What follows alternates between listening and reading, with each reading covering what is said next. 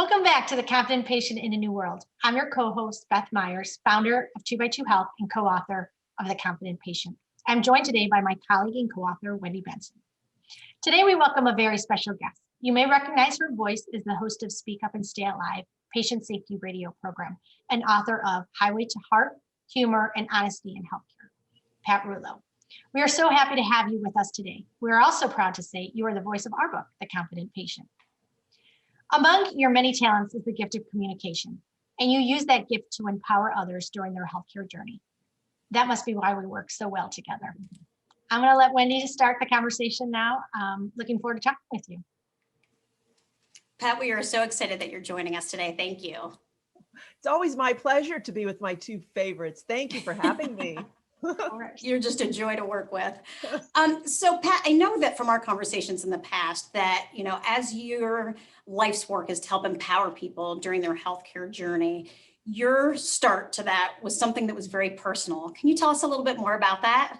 I can. It was, I was not in healthcare at all. My mom fell, crushed her shoulder, had to go to the hospital to have a shoulder replacement, a total reverse shoulder replacement. It was supposed to be outpatient, but during the surgery was having a heart attack that went undiagnosed for the next 9 hours. And they kept calling me in to see her, and they were taking x-rays and EKGs unbeknownst to me. So after 9 hours, they finally had to rush her upstairs and do all kinds of extensive heart surgery. But the next morning, a doctor who I didn't know found me in the hallway, pulled me into a small conference room, handed me a manila envelope, and he said, "This stinks, and you need to do something about it." And so when I opened it up, there were 4 EKG rhythm strips that were taken throughout that afternoon while she was having a heart attack that across the top in plain English said, "Acute myocardial infarction in progress."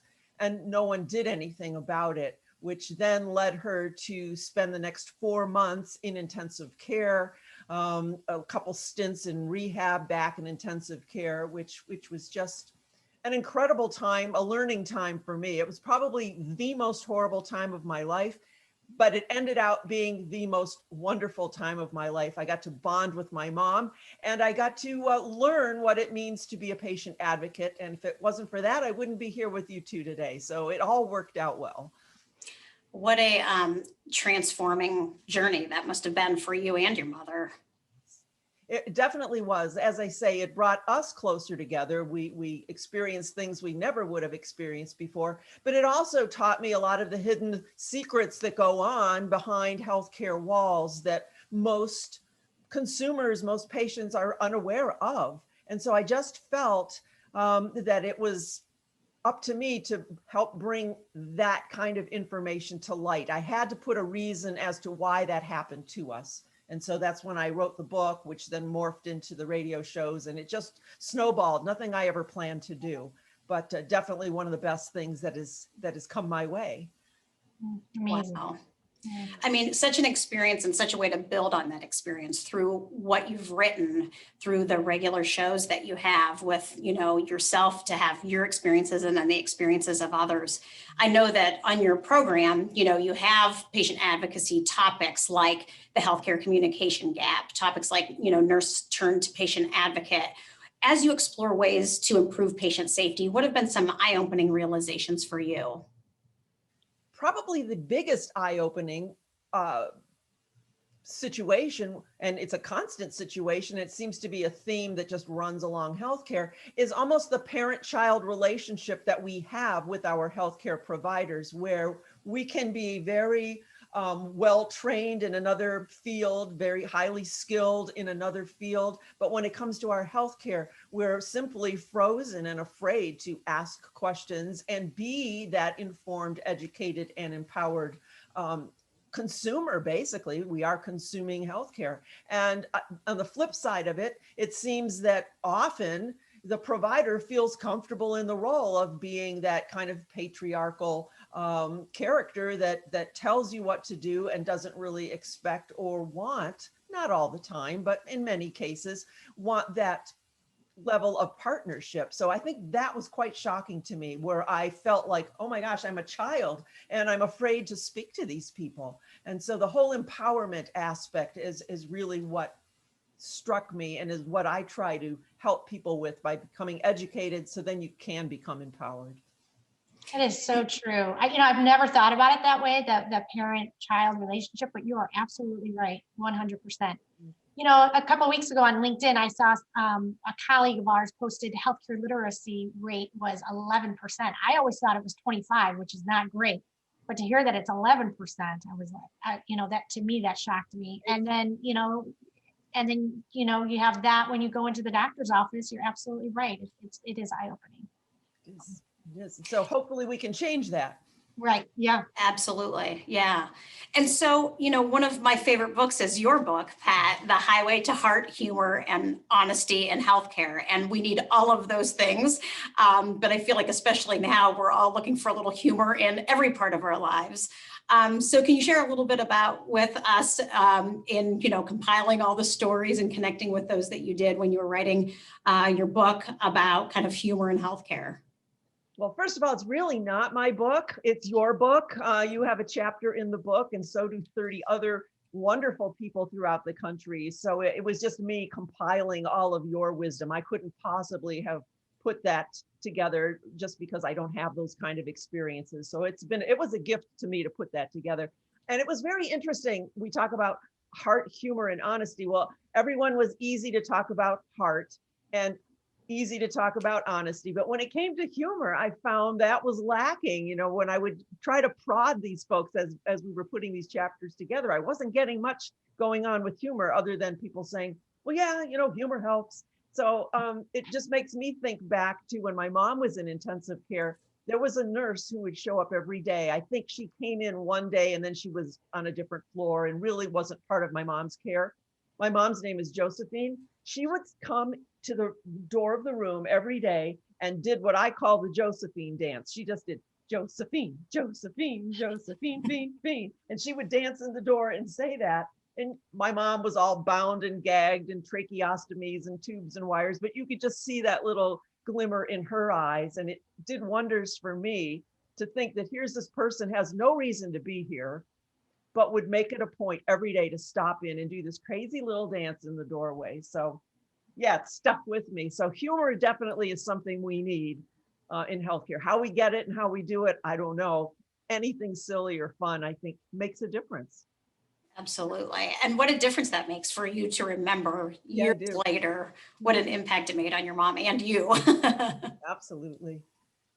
So one of the things that we've talked about for a long time is how important it is to have another set of eyes and ears present at appointments, if your loved one's in the hospital, doing frequent checks if someone's at a senior living facility. Obviously, over the last year, things have been much more challenging for that.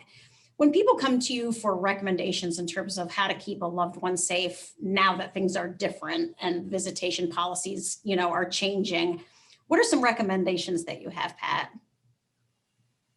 Well, one of the things I think we should probably embrace technology. I'm not a big technology fan as far as wireless technology, just from the health aspect of it. So I try to keep my house hardwired and those kind of things just to keep that at bay. But when we're in the hospital, maybe we could use technology a little bit more often, maybe have a perpetual Zoom going on somehow or other, where you give your loved one an iPad or a computer or a laptop and maybe do a Zoom. And then even if you're home or on your phone or whatever, you can always be checking in. I would love to see the big television, the big screen TVs that are on the wall, and you've got the patient there. They could look up at that screen and then see their family member, and the family member could see them. When the doctor comes in, you could ding or ping the phone and you could say, oh, the doctor's in with my mom now. Let me be there too and review the medication. I just think there's a pretty simple solution to that, to use technology and to just pretty much have a 24/7 surveillance. Now, I'm sure there's HIPAA and other things we might have to get past, but if somebody's out there listening and can put that together, I'll only take a 10% finder's fee. I think it sounds like a spectacular idea. It sounds amazing. I mean, really. That shouldn't be that difficult to do. No, it shouldn't. No. Although, Pat, we're still talking about a system that's still faxing medical records. So we can develop a vaccine in less than a year, but we're still faxing. I don't get it. Come on, somebody, you ought to be out there. Yeah. We can do this. That's a great idea. So Pat, obviously you're a resource. People look to you for suggestions, recommendations, ideas. You know, people I think are feeling even more overwhelmed right now, but people have been feeling overwhelmed by healthcare for a long, long time. Is there one resource that when people say to you, you know, I'm just feeling super overwhelmed, I don't know next steps, I don't know where to turn for answers. If someone says that to you, do you have a resource that you have in mind that you like to share with people? Well, there's a lot of resources, health-related resources online, but I think when people are asking that, I think they want something from the heart. You know, I think they want to relate to another person, another human being who perhaps has gone through that. And there's a lot of people that have, or in the past have done caregiving, and it is an extremely difficult time for everybody. And we all go through those same situations where you're happy to do it, you're sad to do it, you're mad to do it, you don't want to do it. I mean, that all of that comes in at the same time, and often you're overwhelmed, you can't work at the same time, take care of your kids, be in the hospital. So I would just say, find other people who have been caregivers in the past. Call people like you and just say, who else do you know who has been in a caregiver role that would be willing to speak? You know, call me. I'd be glad to talk about it. I have a new gal right now who has been a caregiver, who was a caregiver for her dad for 9 years. And she's putting together a podcast called What Do I Know About Caregiving? And so she's going to each week talk about some of those things. So there's a lot of resources and people out there, I think, who would be really willing to put their arms around somebody else and say, hey, you're not alone. It's okay to feel this. Talk to me anytime. So yeah, call me. I'll be glad to talk to anybody. That's great. Yeah, and we get so many of those phone calls, you know, and if we can just point them in the right direction, I think it's helpful.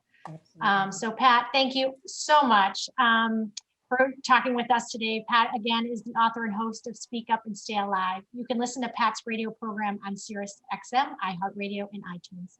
If you would like to connect with Pat, visit her website at speakupandstayalive.com or email her at pat@speakupandstayalive.com.